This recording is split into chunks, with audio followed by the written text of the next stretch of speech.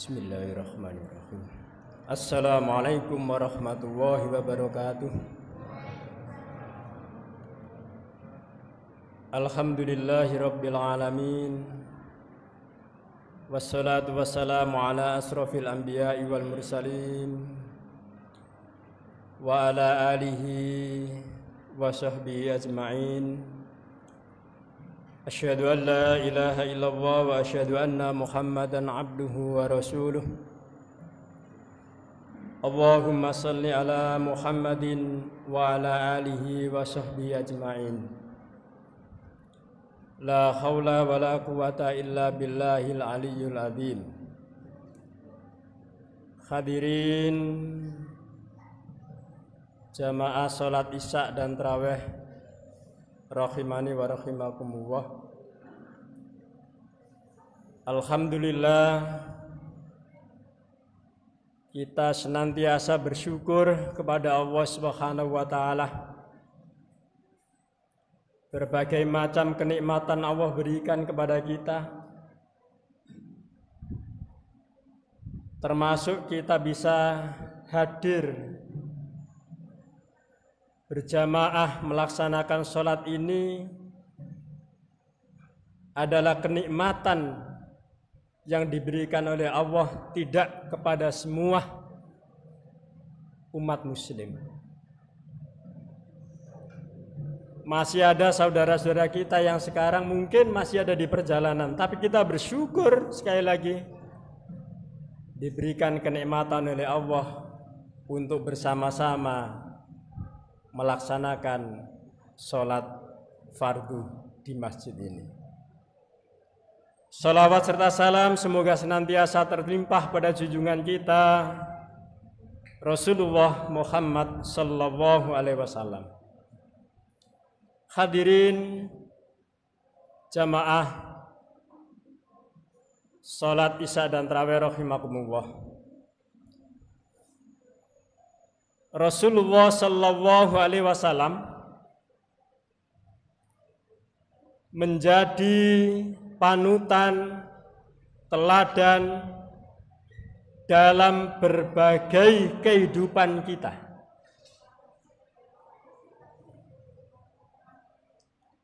Semua yang kita lakukan ini, kalau kita mencontoh Rasulullah Muhammad sallallahu alaihi wasallam, maka insya Allah kehidupan kita di dunia ini menuju kehidupan akhirat akan menjadi kehidupan yang tenang, akan menjadi kehidupan yang diselamatkan oleh Allah Subhanahu wa taala. Karena memang Rasulullah sallallahu alaihi wasallam adalah memberikan gambaran teladan kepada kita. Laqad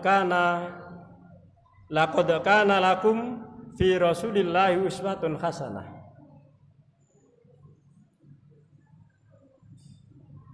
Contoh yang diberikan oleh Rasulullah sallallahu alaihi wasallam kepada hambanya, kepada umatnya. Karena itu hadirin rahimakumullah, orang yang menjadikan Rasulullah sallallahu alaihi wasallam sebagai teladan dalam kehidupan sehari-hari, maka akan mendapatkan keutamaan yang telah dijanjikan oleh Allah Subhanahu wa taala. Banyak hal kecil sederhana dalam kehidupan kita ini, disadari atau tidak, itu kadang-kadang tidak seperti yang dilakukan oleh baginda kita Rasulullah sallallahu alaihi wasallam. Bapak Ibu jamaah, disadari atau tidak, tadi ketika memakai baju mau ke masjid ini, mudah-mudahan semuanya mengawali dengan lengan kanan. Kalau belum, berarti belum mencontoh Rasulullah sallallahu alaihi wasallam. Apakah ketika kita keluar rumah memakai sandal, tadi sudah mendahulukan kaki kanan kita? Apakah kita ketika melepas sandal kita mau masuk ke masjid ini sudah mendahulukan kaki kiri kita untuk melepas sandal dan menginjakkan langkah kaki kita di masjid ini dengan kaki kanan? Apakah itu sudah kita lakukan? Ini contoh kebiasaan yang kecil dalam kehidupan kita sehari-hari. Namun kadang-kadang tidak kita sadari bahwa ini adalah contoh yang dilakukan oleh Rasulullah SAW. Mudah-mudahan setelah keluar masjid ini nanti mendahulukan kaki kiri, memakai sandal menggunakan yang kanan dulu, tiba di rumah melepas yang kiri dulu. Insya Allah keberkahan kehidupan kita akan menjadi ketenangan dalam kehidupan kita bersama. Amin ya rabbal alamin. Hadirin jamaah rahimakumullah, mengikuti sunnah Rasulullah SAW itu menjadi penyebab amalan kita diterima oleh Allah Subhanahu wa taala. Karena ada dua prinsip dasar dalam kehidupan kita ini ketika kita beramal, beribadah kepada Allah. Dua hal yang mendasari, pertama ikhlas, yang kedua mengikuti tuntunan Rasulullah SAW. Ketika salah satunya ini tidak ada dalam kehidupan kita, maka amal kita tidak akan diterima oleh Allah Subhanahu wa taala. Ikhlas saja kita lakukan, namun tidak mencontoh, tidak mengikuti apa yang dicontohkan oleh Rasulullah SAW, menjadi amal yang tidak diterima di hadapan Allah Subhanahu wa taala. Sebaik apapun aktivitas kita, meskipun kita ikhlas, tapi kalau itu tidak dicontohkan oleh Rasulullah, tidak ada artinya di hadapan Allah Subhanahu wa taala. Demikian juga jamaah rahimakumullah, kalau kita hanya menggunakan tuntunan Rasulullah tetapi dalam hati kita tidak tertanam keikhlasan ibadah kepada Allah Subhanahu wa taala, juga tidak ada artinya di hadapan Allah Subhanahu wa taala. Dalam sebuah hadis Rasulullah SAW, barang siapa yang beramal dengan suatu amalan yang tidak pernah dicontohkan oleh Rasulullah, maka amal itu akan ditolak.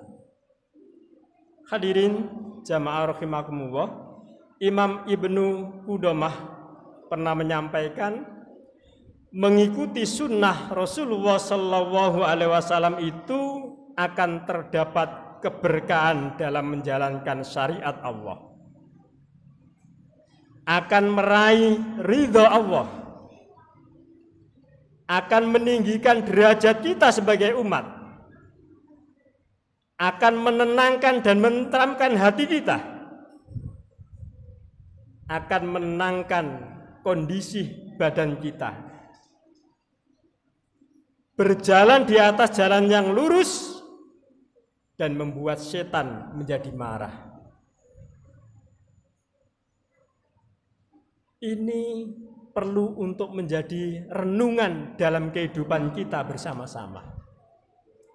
Agar apa yang kita lakukan di dunia ini menjadi amal soleh kita, menjadi bekal kehidupan kita menuju kehidupan akhirat nanti. Hadirin jamaah rahimakumullah, di bulan Ramadan ini ada 3 amalan sunnah yang penting untuk kita lakukan. Yang pertama adalah menyegerakan takjil atau berbuka puasa. Kalau ini insya Allah semuanya tidak ada yang tertinggal. Begitu mendengar panggilan azan, insya Allah semuanya menyegerakan untuk berbuka puasa, membatalkan puasa, karena ini yang dicontohkan oleh Rasulullah SAW. Tetapi belum semua di antara kita memanfaatkan waktu berbuka ini untuk berdoa kepada Allah Subhanahu wa taala. Kira-kira ya atau enggak? Banyak menikmati yang kita ada di hadapan kita, minuman, kue, buah, kurma, dan macam-macamnya, atau justru merenung sebentar, berdoa kepada Allah. Itu adalah waktu yang sangat mustajabah di hadapan Allah Subhanahu wa taala. Tidak semua orang memanfaatkan doa di waktu berbuka puasa. Padahal ini yang dilakukan oleh Rasulullah SAW. Yang kedua, hadirin rahimakumullah, adalah mengakhirkan sahur. Bukan persoalan kita ini mampu bertahan tidak makan, tidak minum selama sehari, bukan itu persoalannya. Tetapi ini adalah sunnah Rasulullah SAW. Di dalam sahur itu ada keberkahan yang diberikan oleh Allah Subhanahu wa taala. Hadirin jamaah rahimakumullah. Yang ketiga adalah qiyamul lail, salat raweh yang kita lakukan pada hari ini. Ini adalah sunnah Rasulullah SAW. Man qama ramadhana imanan wa ihtisaban ghufira lahu ma taqaddama min dhanbi.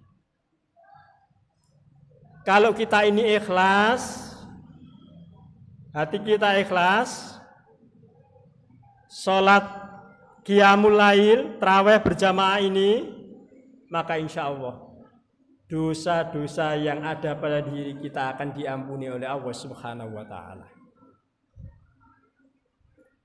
Begitu pentingnya menjalankan sunnah Rasulullah SAW, lebih-lebih di bulan Ramadan. Karena ketika kita menjalankan amalan sunnah di bulan Ramadan, maka sama halnya dengan kita ini menjalankan berpahala wajib di luar Ramadan. Masya Allah. Begitu nikmatnya kan sunnah Rasulullah SAW. Nah, bagaimana dengan kebiasaan kita di luar Ramadan, jamaah rahimakumullah?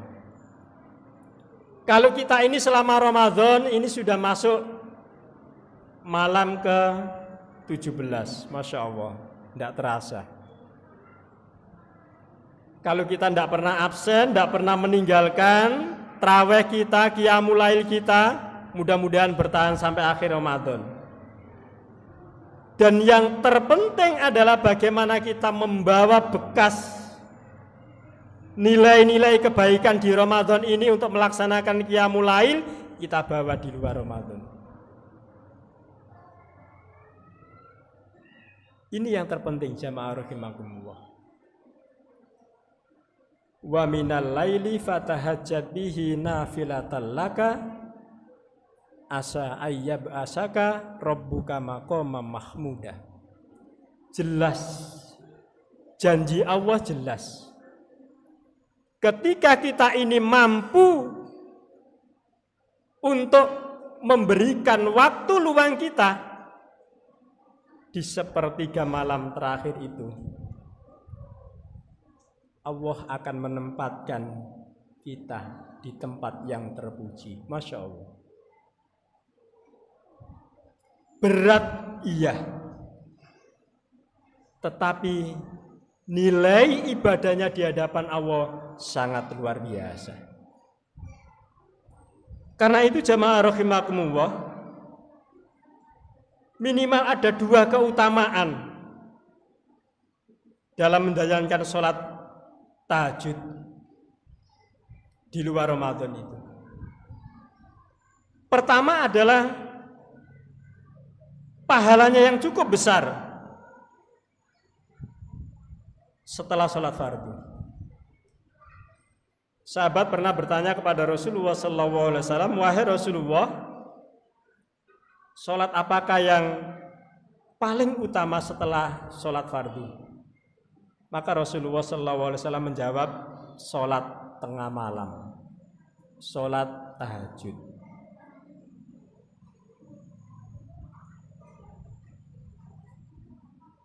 Butuh pengorbanan kita masing-masing, hadirin. Tetapi yakinlah, berat yang kita lakukan itu akan mendapatkan pahala yang sangat luar biasa di hadapan Allah Subhanahu wa Ta'ala. Yang kedua adalah menjadi orang yang dekat dan dicintai oleh Allah Subhanahu wa Ta'ala. Kehidupannya akan menjadi kehidupan yang tenang, akan dimudahkan berbagai persoalan dunia ini oleh Allah Subhanahu wa Ta'ala. Kita masih ingat bagaimana seorang pemuda yang baru berusia 25 tahun, Muhammad Al-Fatih, mampu menaklukkan Konstantinopel, Turki, yang sudah berabad-abad tidak bisa ditaklukkan oleh siapapun. Tetapi ketika dia memimpin perang untuk menaklukkan Konstantinopel, subhanallah, pertolongan diberikan oleh Allah Subhanahu wa Ta'ala. Dan ketika Konstantinopel sudah dikuasai, sudah ditaklukkan, salah satu tempat yang kemudian digunakan untuk sholat Jumat pertama kali adalah Hagia Sophia. Apa yang dilakukan oleh seorang pemuda Muhammad Al-Fatih ini? Dari sekian jamaah yang penuh, tidak ada satupun jamaah ini yang didaulat untuk mau menjadi imam sholat Jumat. Maka Al-Fatih dengan cerdas berdiri. Semuanya ngajak berdiri. Wahai saudaraku semua, siapa di antara kalian yang sejak usia balik sampai hari ini, detik ini, tidak pernah lupa meninggalkan sholat tahajud meskipun sekali? Semuanya satu persatu duduk. Tinggal satu, siapa? Muhammad Al-Fatih. Subhanallah. Dengan kekuasaan yang diberikan oleh Allah Subhanahu wa Ta'ala, pemuda 25 tahun ini tidak pernah meninggalkan semalam pun sholat tahajud sejak usia balik. Ini yang kemudian diberikan keberkahan oleh Allah dalam menaklukkan Konstantinopel. Allahu Akbar. Mari jamaah rahimakumullah, untuk menanamkan pada diri kita masing-masing agar kita senantiasa menjaga sunnah-sunnah Rasulullah Sallallahu Alaihi Wasallam dalam kehidupan kita ini. Insya Allah keberkahan yang diberikan oleh Allah akan ada pada diri kita. Ketenangan dalam menjalankan kehidupan ini akan ada pada diri kita. Persoalan-persoalan yang kita hadapi, insya Allah akan diberikan jalan keluar yang terbaik oleh Allah Subhanahu wa Ta'ala. Dengan ikhlas kita menjalankan sunnah Allah, sunnah-sunnah Rasulullah Sallallahu Alaihi Wasallam, maka ketenangan akan ada pada diri kita. Demikian jamaah rahimakumullah, mudah-mudahan sedikit yang saya sampaikan ini menjadikan semangat kita bersama-sama untuk senantiasa menjalankan sunnah Rasulullah Sallallahu Alaihi Wasallam. Mohon maaf kalau ada yang khilaf. Billahi taufik wal hidayah. Wassalamualaikum warahmatullahi wabarakatuh.